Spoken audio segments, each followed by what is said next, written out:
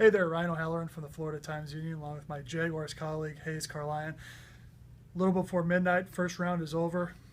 I mean, you look at 32 teams, all the picks. Jaguars got to be at the top of the list. Yeah, I think they're at the very top of the list. Jalen Ramsey at 5. Very few of us saw that coming. It's the ideal fit. We talked about it from the second he declared early, out of Florida State.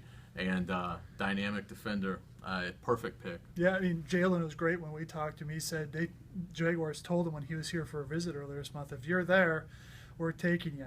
They probably didn't think he'd be there. San Diego needed free safety. They passed on him, took Bosa. I don't get that. Dallas took a running back. There were plenty of those you could take later, Ezekiel Elliott. So the Jaguars, they turned their card in quick, and to me it was an easy decision.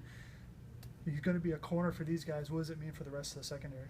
I think he's going to make everybody a little bit better, but Tayshaun Gibson, dynamic free safety. You've got Devon House, who's capable of covering a number one receiver for the opponent, and Prince Amakamura. So, with Aaron Colvin particularly out for the first 4 games, I think the depth's pretty good there. And when Colvin comes back, it's even greater. But I think Jalen Ramsey, it's not going to take him long to be the best corner on this roster. Mm-hmm. Let's look ahead a little bit. The board has fallen into place of the Jags. They picked 38th on Friday night.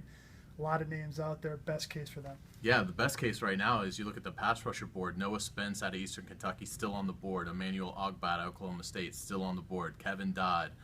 You see a lot of edge players right now that are still out there.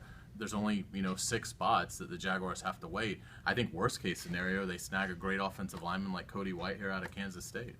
Myles Jack could be there. I think that ship has sailed. What do you think? I think the ship has sailed for me. I was never on the ship, and I don't think you were either. We're holding the anchor. Yeah, but what do you do if he's there? What do you take him? I don't, because if you wanted him, then you probably would have taken him earlier.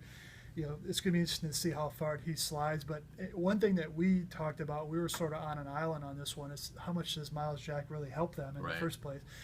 A guard like Whitehair, an edge rusher like Spence, I think they have more of an impact than Jack would.